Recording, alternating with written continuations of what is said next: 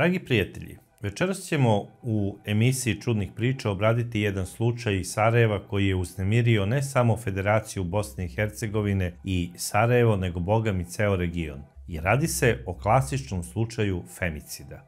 Događaj se desio u noći 12. novembra 2023. godine u sarajevskoj opštini Novo Sarajevo. Nizama, Aida, a potom i Emira. Treći femicid u 3 mjeseca i ponovo sve pred očima malodobnog djeteta. Ubica Anel Bećirović jučer je u Sarajevu iz pištolja usmrtio svoju bivšu nevjenčanu suprugu Emiru Maslan. Emirin nestanak prijavio je njen nadređeni, jer se taj dan nije pojavila na poslu, te je izrazio zabrinutost za njenu sigurnost. Šta se tačno desilo? Zabrinuta majka jedne mlade žene koja se nije javljala na svoj telefon pozvala je svog sina i zamolila ga je da proveri zašto se njena ćerka, a njegova sestra ne javlja na telefon. I mladić posle nekoliko neuspešnih pokušaja da dobije svoju sestru na telefon, on je pozvao policiju i rekao je da izađu na naznačenu adresu koju je on nekoliko puta ponovio policajcima i da provere zašto se njegova sestra ne javlja na telefon, jer se plaši da se njoj nešto desilo zato što je imala pretnje od svog bivšeg supruga. I rekao je da će i on krenuti u tom pravcu da vidi šta se zapravo tamo dešava u stanu njegove sestre. I policija je došla na naznačenu adresu 21:45 i prilikom nasilnog ulaska, zato što je stan bio zaključan, kada su ušli, odmah u hodniku su primetili jedno sumnjivo ćebe koje je bilo zarolano kao palačinka i iz koga su uvirili pramenovi ženske kose. Odmah su znali da nešto nije u redu, ono ćebe su razgrnuli i videli su da se tu nalazi telo mlade žene koja je pogođena metkom u čelo. A ko je bila ova žena? Ova žena je bila jedna prelepa mlada žena koja je imala svega 31 godinu i koja se zvala Emira. Rođena je 1992. godine u Sarajevu, tu je živela sa svojom porodicom, sa bratom, majkom i ocem. Završila je osnovnu, a kasnije srednju trgovačku školu i ona se po završetku školovanja zaposlila i radila je u nekim radnjama. To su bili butici, zatim neke trgovinske radnje i na kraju to su bile neke radnje gdje se prodavala neka onako kvalitetnija garderoba i ženske tašne i tako nešto. Ova devojka je bila jako markantna, lepa i druželjubiva. Svi su je iz društva cenili, voleli i poštovali. Ona je zapravo jedno dete koje potiče iz jedne divne porodice i imala je lepo vaspitanje koje je iz kuće ponela od svojih roditelja. Njena majka ju je vaspitavala pre svega da bude časna i poštena žena. Od oca je nasledila jednu drugu osobinu. Bila je ponosna. Znala je da na neki način treba da gaji jedno dostojanstvo i ponos i da ne dozvoli nikom da je ponižava i omalovažava. I po meni to je jedna zaista lepa osobina koju svaka žena treba da ima. Jer ako poštujete sami sebe, onda će vas i drugi poštovati. A Emira je upravo bila takva osoba. I ja to cenim. Međutim, i pored toga što poštuju sebe, nažalost, mnoge devojke koje imaju ovu predivnu osobinu postanu žrtve nekih predatora i manipulatora. I nažalost, i prelepa Emira je postala žrtva jednog predatora koji se zaljubio u nju. To je bio Anel.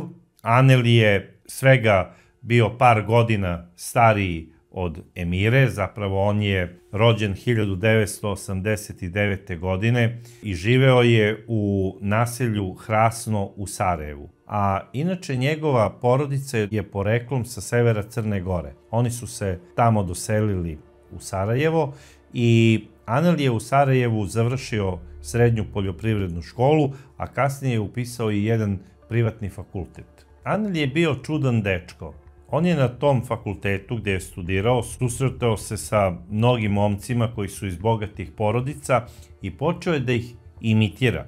Maštao je zapravo o tome da ima isto dobar automobil kao oni, da ima tako skupu garderobu kao oni. Maštao je o tome da uvek ima firmirane neke stvari, ako su to patike ili cipele, da su to u najmanjem rangu paćoti cipele ili patike.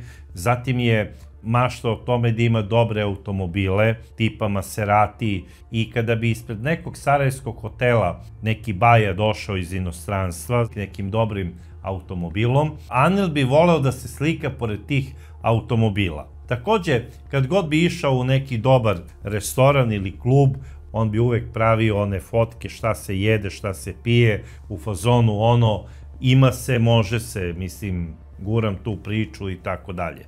Sada, da li je Anel bio stvarno finansijski potkovan za to ili je samo hteo da postavi onako neki lažni fazon o sebi, znači da ljudi misle da je on zaista uspešan u životu, jer on je maštao čitavog života da postane ono u fazonu nekog japija sa Wall Streeta. Tako je maštao da jednog dana bude uspešan čovek, da imitira one momke tamo koji rade na berzi u Njujorku i da bude u tom fazonu. Sada, najverovatnije da je maštao da jednog dana ima i uspešnu mladu i lepu ženu. I on se i zaljubio. To je bilo 2018. godine. Imao je tada 29 godina, ono što bi se reklo momak za ženidbu. Devojka je imala 26. godinu, znači devojka u najlepšim godinama, a boga mi tako je izgledala. I nažalost, zaljubila se i ona u njega. Sada, Anel je bio slatkorečiv. On je pričao one lepe bajke, jednog dana ćemo biti ovo, ono, uspećemo u životu na ovaj način, onako, putovat ćemo po celom svetu, ići ćemo i u Dubaji, bit ćeš ti princeza tamo iz snova, mislim, nema šta nema na ovome svetu, a da ti ja to neću priuštiti. Sada, te slatkorečivosti, svašta nešto što je on izrekao prelepoj Emiri, najverovatnije da je to ušlo u njeno uho i ona je kao svaka devojka u neke stvari i poverovala. Sada, ja ne znam zašto žene veruju u te bajke, najverovatnije da one u podsvesti ponekad malo i maštaju o tim bajkovitim stvarima i kada se tako pojavi neko ko zna da složi dobru priču, a lepa je za njeno uho, ona se nekako primi na tu priču i uđe u neku bajku koja zapravo nikada niti je postojala, niti će postojati. I na taj način su mnoge žene prevarene. A Anel je upravo izgledao kao Don Juan koji voli da priča bajke i da bude slatkorečiv. Zašto? Zato što on, po mom onako shvatanju, onako bio je jedan mršavi, žgoljavi momak koji je imao mnoge nedostatke da bi ga žene okarakterisale kao lepotana ili mačomena. I onda je sad on te nedostatke morao da nadoknadi svojom maštom. I onda je pričao, mislim, o svemu i svačemu. Pogotovo kad je sreo ovako lepu devojku kakva je Emira. Sada, da li je prelepa Emira zaista došla do zaključka da od ovog njenog Anela može da jednog dana postane pravi dasa i baja i da će to biti čovek koji će je voditi kroz život i sa kim će ona oformiti porodicu i da bude na kraju krajeva i ona uspešna žena? Emira je pratila jedan poznati bračni par influencera koji su upravo iz Bosne otišli za Dubaji i postali su jako popularni. Pogotovo gospođa influencerka, ona je uživala da naručuje od tih poznatih modnih brendova razne stvari preko Amazona, preko tih raznih društvenih mreža i onda je provodila svoje radno vreme ispred kamera tako što bi se šminkala pred kamerama i objašnjavala je kako to treba da rade devojke. I ovaj poznati bračni par influencera je dobro zarađivao od svojih sponzora i oni su lepo živeli, ali u Dubaju. I ja verujem da je Emira kada je upoznala Anela rekla, ovaj mladić jednog dana kada bude postao moj muž može da me odvede zaista u Dubaji i da živimo kao onaj poznati par influencera. Jer na kraju krajeva ona je znala da mnogi Anelovi rođaci i prijatelji zapravo otišli su put Dubajija. A poreklom su isto sa severa Crne Gore, došli su za Sarajevo, tamo su radili neke poslove i otišli put obećanog grada iz bajke zapravo u Dubaji. Inače, Emira je pratila mnoge poznate influencere. Ona se interesovala ne samo za modu, nego za savremeni način života i volela je, kao što sam rekao, slobodu. I volela je lepotu života. Maštala je da jednog dana ima muža koji je savremen, koji će je pratiti u svemu tome što ona voli i kome će roditi dečicu. I ne bi me iznenadilo da je upravo Emira razmišljala u tom pravcu kako će sa njenim suprugom, odnosno sa Anelom, za koga je planirala najverovatnije da se uda, kako će jednog dana napraviti nekoliko svojih YouTube kanala i da će isto na Instagramu imati te svoje profile, kako će raditi te razne priče, da će imati puno pratilaca i da će ona jednog dana postati zapravo idol mnogim devojčicama, jer je smatrala da ona ima dara za te stvari i da se razume u modu. Ja ne sumnjam da je ona bila jedna savremena devojka koja se zaista razumela u modu. Međutim, očigledno se nije razumela u glavnu onu stvar u koju treba da se razumeju devojke, buduće žene. A to je zapravo ono najbitnije, odabir pravog bračnog partnera. Jer pustite vi sada Dubaji, gradove i snova, Las Vegas, ovo ono. Ako nemate pravog bračnog partnera, možete živeti i na drugoj planeti, ali neće vam se ostvariti snovi i nećete biti srećni, jer taj čovek koji nije čovek za vas, on vam krade energiju. On je energetski vampir i uništava vas. A šta je zapravo pravi način da pronađemo odgovarajućeg bračnog partnera? Pravilni način za odabir pravog bračnog partnera je zapravo taj da onaj prvi životni prioritet vaš i njegov bude isti. Znači, ako je to posao, njemu posao, vama posao. Ako je to porodica, vama porodica, njemu porodica. Ako je uživanje, vama uživanje, njemu uživanje. Ako je to sport, vama sport, njemu sport. Ako je to religija, vama religija, njemu religija. Čim taj prvi prioritet nije isti, tu odmah dolazi do velikog rascepa i nesuglasica. Možda ne odmah na samom startu, ali kasnije u životu da. Jer što se životna staza produžava, taj rascep je sve dalji i dalji. Kao kada mala reka teče u neku ravnicu, ona se na kraju onako rasipa i prosto i nestane. Iščezne. Tako i u ovoj priči. Ako nemate onu pravu trasu gdje treba da teče vaš životni put, onda će se najverovatnije u nekoj pustinji nerazumevanja isušiti sva ta vaša ljubav i nestaće. U ovom slučaju, kako sam procenio, mislim da je Emiri na prvom mestu u životu bio zapravo posao, a Anelu uživanje. I to je jedan veliki raskorak i velika razlika u razmišljanju i uopšte kasnije u funkcionisanju između dvoje ljudi. Međutim, kako to biva, Emira je bila zaljubljena i Anel je bio zaljubljen i kao plod te ljubavi desilo se to da je Emira 2018. godine zatrudnela. I oni su odlučili da počnu život u vanbračnoj zajednici.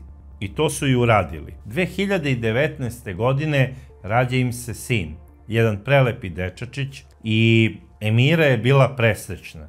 Ona je čak govorila: Anele, ova beba, odnosno naš sinčić, je isti ti. Ima tvoje okice, ima tvoj nosić, tvoje uši, bit će isti ti kad poraste. I to sada, koliko je to Anela oduševilo, ja to sada ne znam, ja samo znam da se on našao sa nekim svojim prijateljima tamo u jednom poznatom klubu u Sarajevu i kako to biva običaj na severu Crne Gore, pošto su oni mahom bili poreklom svi iz okoline Pljevalja, Bijelog Polja i da ne nabrajam sada gradove sa severa Crne Gore, oni su u tom fazonu i proslavili rođenje Anelovog sina, tako što su mu iscepali košulju.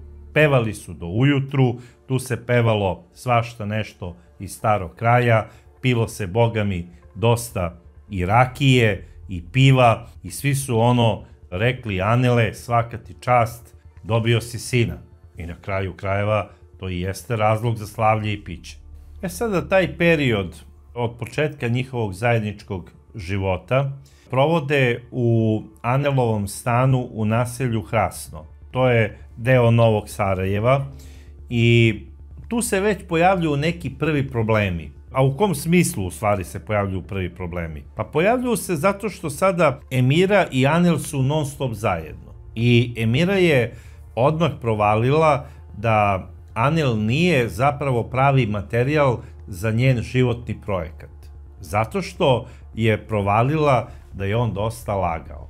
Sada, da li je to zapravo njena greška ili njegova, to je trebala dobro da razmisli. Međutim, tu su odmah nastali problemi, te imam problem u vezi posla ovaj, te imam problem u vezi posla onaj, te nedostatak novca zbog ovog razloga, te zbog onog razloga, te imam sada neki dug da vratim nekom svom prijatelju i stalno je nešto on muljao. On je izgleda dosta i pozajmljivao novac i stalno je bio u nekim dugovima. To je Emira u početku onako tolerisala, trpela je, ali kada je Emira videla da je to zapravo svakodnevnica i da je to zapravo njegov stil života, ona se razočarala. A nema ničeg goreg u braku nego kada se žena razočara u vas. Onda zna da ste i ovakav i onakav i da ste sve zapravo suprotno od onoga što ste pričali. I ona je shvatila da je zapravo bila zaljubljena u pogrešnu osobu i razočarala se i u tu ljubav. Jedino što je, držalo Emiru sa Anelom u tim danima razočarenja, to je zapravo njihovo dete, njihov sinčić, koji u tom periodu ima sada već 2 godine. Emira je, kao i mnoge žene, propustila da vidi prve znake upozorenja u samom startu. A prvi znak upozorenja je bio taj što je Anel nije zaprosio i da je oženi normalno. Oni žive u vanbračnoj zajednici i pored toga što mu je ona rodila sina. Molim vas, čim je ostala trudna, Anel je trebao odmah da je zaprosi i da nađe neki ozbiljan posao, a ne tamo da trči i da glumi tamo nekog potrčka ko zna kome. To je prvi veliki znak. Možda se mnogi neće složiti sa mnom, ali verujte mi da pravi muškarac obavezno zaprosi svoju partnerku onog trenutka čim sazna da je ona u drugom stanju. Molim vas, budimo realni. To jeste baš tako. Evo, stavimo prst na čelo, ne treba puno filozofirati, ali kada će on zaprositi tu ženu ako ne tad? Možda je razmišljao da je zaprosi u Dubaju tamo. Ko zna šta je on pričao. Međutim, ti snovi i te priče o odlasku tamo na istok su se totalno raspršili i Emira je već imala i prve neprijatnosti u smislu nasilja u porodici. Anel ju je nekoliko puta izudarao. Rekao sam da je Emira jako poštovala sebe, poštovala je i žene koje drže do sebe i ona je odlučila da Anela prijavi policiji i to je uradila. I otišla je iz njegovog stana sa detetom. 2021. godine ona je više od pola godine provela u sigurnoj kući u Sarajevu. I šta vama govori taj podatak? Ja ne znam zašto je Emira uopšte posle pokušavala da ima bilo kakav kontakt sa ovim čovekom. Naravno, imaju zajedničko dete. Anel se opet pretvarao u smislu da je odlučio da se popravi, da neće više nikada staviti prst na nju. Mnoge stvari je on lagao, ali je i pretio. On je shvatio da se Emira njemu neće vratiti, jer ona je bila takva žena, donela je odluku da ga ostavi i ja pozdravljam tu njenu odluku. Jer jednom kada muškarac se odluči da vrši nasilje nad ženom, vršit će ga ponovo. Emira je boravila u sigurnoj kući i odlučila je da se ona više Anelu ne vraća. Ona je iznajmila stan na teritoriji opštine Novo Sarajevo, to je jedan lep stančić u kome je živela sa svojim sinčićem, vodila ga je svakog dana do vrtića, a kasnije je odlazila na posao. U ovome svemu što je radila, podržavala ju je i porodica, pre svega majka i brat. I šta je sada Anel odlučio? Anel je odlučio da preti i njenoj mami, a i bratu. I to ni manje ni više nego pištoljem. Sada, on nije u smislu pokazivao taj pištolj da ode recimo kod gospođe mame ili kod gospodina brata i da izvadi pištolj i da kaže ja ću sada da vas ubijem ako se meni ne vrati moja Emira. On je to pretio rečima i oni su to prijavljivali policiji. Međutim, oni su pozivali na informativne razgovore Anela, ali nikada nisu pretresli stan ovog čoveka da vide da li on zaista posjeduje vatreno oružje. I smatram da je to jedna velika greška. Trebali su da ga privedu, da izvrše pretres stana, možda bi zaista i pronašli oružje kod Anela. Sada, postoji mogućnost da on nije imao oružje, ali da je pretio oružje. Možda je planirao da kupi oružje. A na kraju krajeva postoji i krivična odgovornost i za takve pretnje, pa i sankcionisanje. A čak je Emiri jednom spomenuo da je on spreman da ubije i njihovo dete. Zamislite kakva je to pretnja. I to se desilo ispred vrtića. Kada je došao Anel da uzme dete, dete nije htelo da pođe sa tatom, nego je htelo da ide sa mamom. Plakalo je. I onda je ona rekla, dobro Anele, ide dete sa mnom. I onda je on skočio kao šta ti meni tu sada glumiš neku starletu ili svašta nešto, neku glumicu, ne može to tako, dete mora danas da bude kod mene. I naravno, dete se traumiralo zbog takvih Anelovih postupaka. Bez obzira što je on njegov otac, dete je prestalo da ga doživljava kao svog tatu. A to je nešto što nije prirodno. Zamislite tom malom dečaku koji je već sada sazreo u dečačića od 4 godine. Njegov otac postaje noćna mora, postaje mu trauma. I dete ne izlazi iz vrtića dok se ne uveri da je mama došla po njega.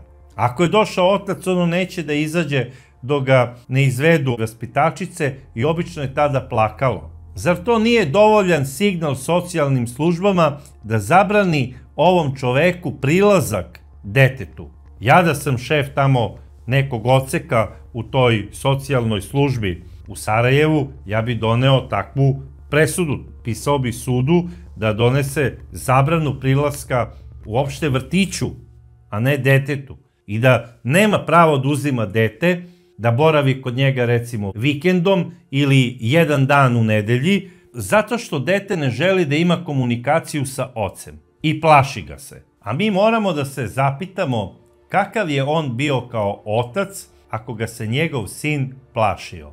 Sada će mnogi reći, pa naravno, kada su se razišli, majka je sipala detetu razne ideje u glavu. U smislu ono, tvoj tata je ovakav, tvoj tata je onakav, tvoj tata je nasilan, on te ne voli, mislim svašta nešto. Međutim, nije tako. Ovo malo detence se žalilo svojoj mami, a i baki, da je njegov tata njemu pokazao pištolj jednom u stanu, tamo u naselju Hrasno, i da je rekao, znaš šta mali, ja ću ubiti i tvoju mamu, i tvoju baku, i ubiću ti i ujaka. Zato što oni meni ne dozvoljavaju da te ja uzimam svakog dana. Ja ne želim da ti jednom nedeljno ili 2 puta mesečno dolaziš kod mene u stan.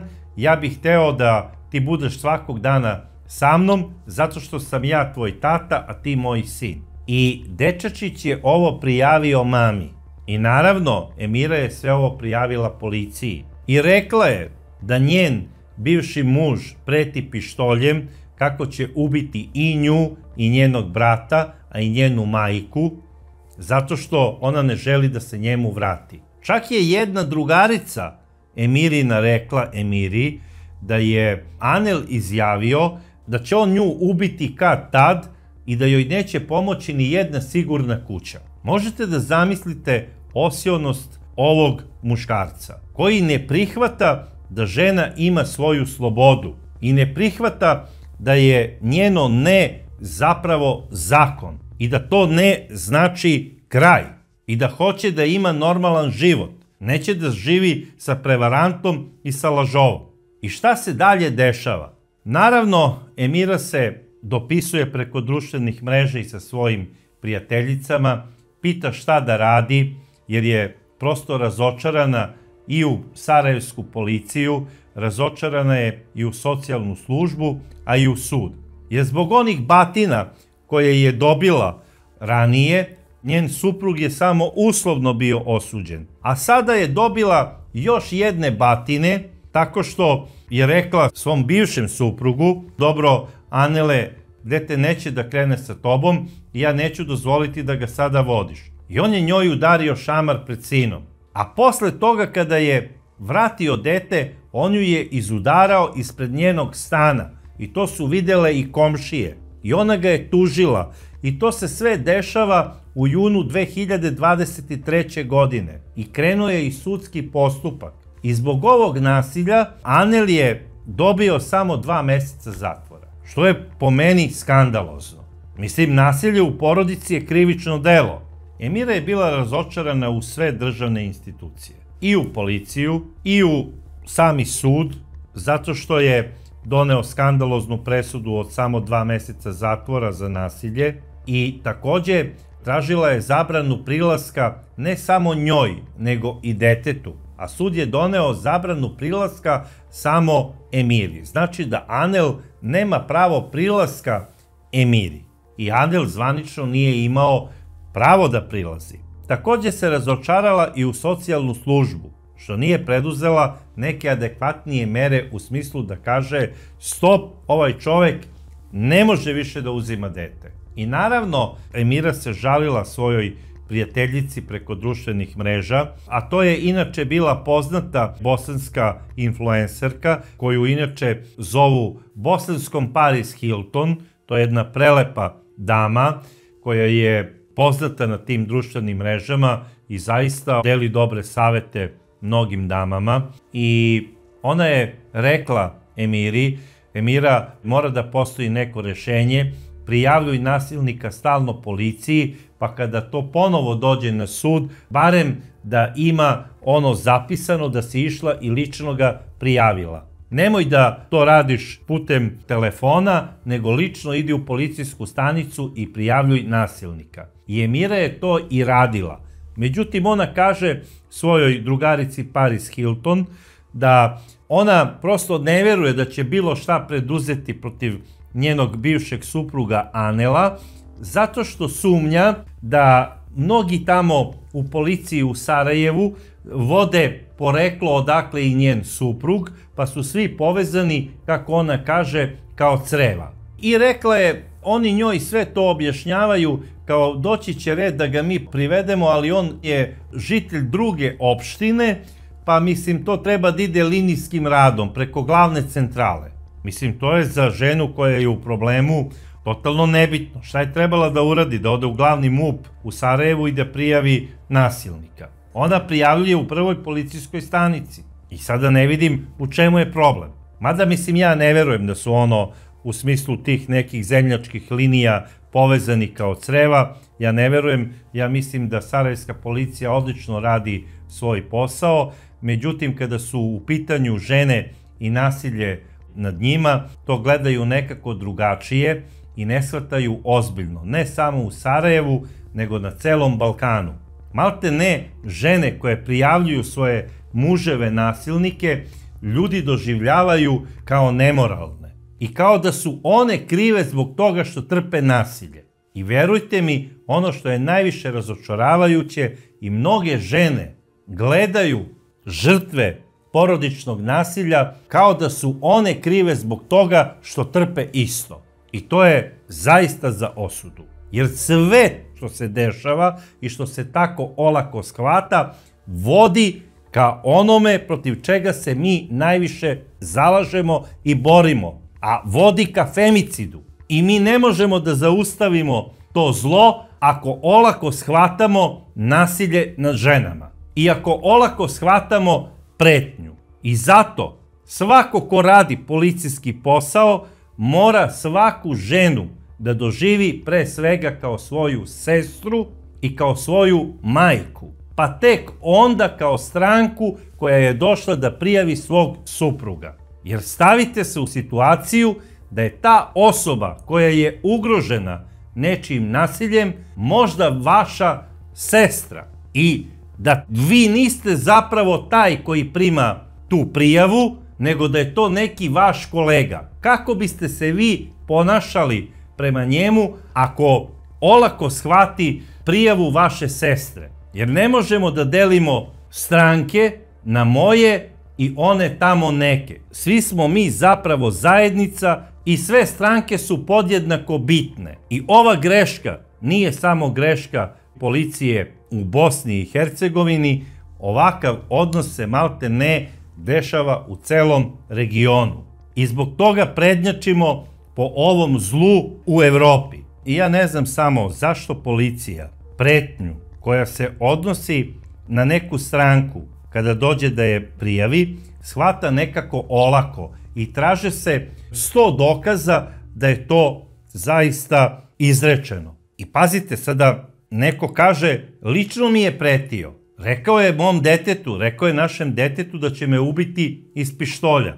To je nešto što mora da se proveri, da se pronađu dokazi i najveća zaprećena kazna za tako nešto, bar u zemlji Srbije, je 1 godinu dana. Ali, ako se to odnosi na nekog političara, zaprećena kazna u Srbiji je od 1 do 5 godina. I odmah se shvati ozbiljno. Bez obzira da li je to putem interneta, da li je to neka objava na fejsu ili bilo šta, odmah se to lice pronađe i sankcioniše. Neretko zatvori i u neku ludaru. A ovde dođe žena koja je samohrana majka, koja je sva u masnicama i mi njoj ne verujemo. Ne verujemo da neko želi da joj ugrozi život. A taj neko je već osuđen zato što je premlatio jednom. Ima zabranu prilaska. Gospodo, moramo da počnemo da se ponašamo savesno i odgovorno. To što su plate male, to je neka druga priča. Ali ono što radite, to je jako odgovoran posao i ljudi od vas traže pomoć. Zamislite da vam se desi nešto loše u smislu zdravlja i da vi pozovete hitnu pomoć i dođe onaj lekar iz hitne pomoći i kaže, izvini prijatelju, kasni mi plata 15 dana, dok je ne primim ne mogu da ti pružim pomoć. Kako biste se osjećali? Najverovatnije je da ne biste dočekali jutro. Međutim, lekari savesno rade svoj posao bez obzira što su isto malo plaćeni. Zato policija treba da se u celom regionu ugleda na lekare. Jer osobe koje rade takve poslove kao što su policajci, lekari, socijalni radnici, vatrogasci, moraju da shvate da to nije samo običan posao, to je njihova misija, životna misija i da oni tim radom, bez obzira koliko god i da može biti plaćen, nikada ne može biti nagrađen koliko oni stvarno to zaslužuju. I zato uvek imajte na umu da ljudi koji od vas traže pomoć, od vas mnogo i očekuju. I oni treba da vam budu svetinja, a najveća uvreda neke svetinje je kada joj ne pružite poštovanje i to je najveće bogohuljenje. Ova žena je prijavljivala svoj problem, ali očigledno nije bila shvaćena na pravi način i najverovatnije da se i ona sama razočarala u državne institucije. I bez obzira što su je poznate influencerke podržavale i ohrabrivale da ona prijavljuje svaku pretnju i svaki vid nasilja, Emira se razočarala i prestala je da prijavljuje Anela. I Anel je dobio vetar u leđa. I kada jednom, kako je on shvatio, uvređen iz nekog razloga zato što nije u vrtiću uzeo svog sina, jer trebao je da provede taj dan s njim, on je sav nervozan otišao do supruginog stana, jer je znao da se ona u istom nalazi sa sinom.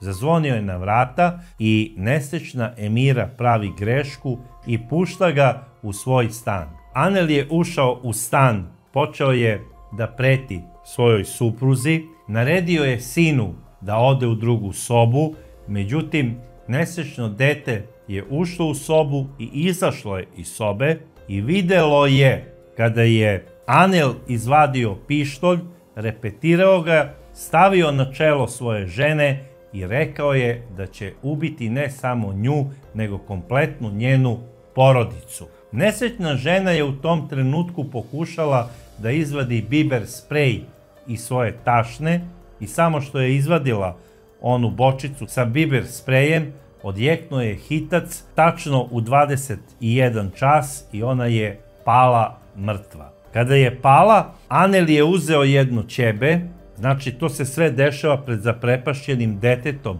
koje je od straha izgubilo i moć plača. Nije moglo da kaže ni A. I šta on radi? On je u to ćebe umotao nesrećnu Emiru, najverovatnije planirajući da je odnese i da je ubaci u gepek svog automobila kako bi je odvezao negde i bacio. I možda bi kasnije ispričao, eto, moja supruga je pobegla negde sa nekim, najverovatnije ima i ljubavnika, možda je pobegla i u Dubaji. Ko zna gde. Međutim, šta se dešava? Odustao je od te ideje i stavio je sinu ruku preko usta kako ne bi mogao da plače, izneo ga je, zaključao ulazna vrata od stana svoje supruge, stavio ključ u džep svoje jakne, otišao do automobila i odvezao se pravo u svoj stan u naselje Hrasno. I tamo se u svom stanu zaključao sa detetom. Detetu je zapretio da ne sme da plače. I isto je tada ponovo pred zaprepašćenim detetom koje je videlo ubistvo svoje majke rekao da će ubiti i njegovog ujaka, a i baku. Naravno, kada je majka bezuspešno pokušavala da dobije svoju ćerku Emiru, ona je odmah pozvala i svog sina, koji je pokušao da dobije svoju sestru i kada je nije dobio posle trećeg puta na telefon, on je obavestio policiju i pošao je lično do sestrinog stana. I tamo je policija pronašla nesrećnu Emiru, ubijenu i urolovanu u ćebe. Naravno, tu je određen uviđaj, policija se odmah dala u poteru za Anelom i odmah su utvrdili i ustanovili da se on nalazi zaključan u svom stanu u naselju Hrasno, opština Novo Sarajevo. Punih sat i po vremena pripadnici specijalne jedinice su ubeđivali Anela da se preda. Na kraju su razvalili vrata i zatekli su Anela kako kleči na kolenima u dnevnom boravku, a pored njega je bio pištolj sa izvađenim okvirom i on je držao ruke na svom temenu, kao da se predaje. Zapravo, predaje se. A to je sve uradio iz straha da ga policija ne bi ubila. I to dovoljno govori o njemu. Kasnije, kada ga je policija odvela i odredila policijsko zadržavanje, Anel se branio ćutanjem. Kasnije je izjavio u toku suđenja da je on nesrećnu Emiru ubio zato što se plašio da će dobiti zabranu od suda da viđa svoje dete. Naravno, Anel je tvrdio da je sve to uradio iz ljubavi prema svom sinu. Molim vas, ubijam majku svog deteta iz ljubavi prema sinu. To je totalno ludilo. I još veće ludilo. On kaže, ja se kajem što sam ovo uradio, evo ja sam se izvinio i gospođi tašti. Rekao sam izvini što sam ti ubio ćerku. A mislim, šta to njegovo izvini znači jednoj majci kojoj je ubijena ćerka? Ubica kaže izvini. I on je u ovome krivičnom delu ubistva izvršio 3 krivična dela. Ubistvo svoje supruge, ilegalno posedovanje oružja i kidnapovanje deteta. Takođe, ja bi dodao da je i prekršio meru zabrane prilaska svojoj ženi i da je trebao da bude suđen po najstrožem članu za ubistvo, odnosno za teško ubistvo, jer je to uradio sa umišljajem. Međutim, on je suđen za obično ubistvo, gde je zaprećena najveća kazna od 5 do 15 godina i u sklopu ovog suđenja njemu su za ova 3 krivična dela koje je uradio izrečena jedinstvena vremenska zatvorska kazna u trajanju od 20 godina. I on se sada nalazi na izdržavanju zatvorske kazne. Anel izdržava tu zatvorsku kaznu i ovo što je uradio je zapravo jedan strašan oblik femicida i nasilja nad ženama. Jedino što mogu reći za nesrećnu Emiru, napravila je grešku što je uopšte otvorila vrata svoga stana čoveku koji je imao zabranu prilaska njoj. Odmah je trebala da pozove policiju. Međutim, sudbina tako nekada odigra sve onako kako je ona isplanirala i nesrećna Emira je završila kao još jedna brojka u statistici koja je maltene bez kraja i ostaće ubeležena kao jedan od najsurovijih primjera femicida u našem regionu. I zato ovaj slučaj ne sme biti zaboravljen. Stop nasilju nad ženama i, drage dame, nemojte gubiti poverenje u policiju. Svako nasilje prijavljujte. I kad god čujete da je vaš bivši partner koji je vršio nasilje nad vama negde rekao kako će vam se osvetiti ili nešto uraditi, obavezno to prijavite policiji. A ako vam policijski službenik kaže nešto što se vama ne sviđa, slobodno ga podsjetite da ste vi deo naroda koji njemu daje platu. I na kraju krajeva, obavezno ga pitajte da li bi ti ovo rekao i svojoj sestri. I između ostalog, ne postojite vi kao narod zbog policije, nego policija postoji zbog vas, da bi vas čuvala. I naravno, sve institucije treba da rade ono za šta su postavljene. Jer samo tako može se iskoreniti svako zlo u našim zajednicama. U nadi da ćemo jednog dana dočekati takva savršena društva,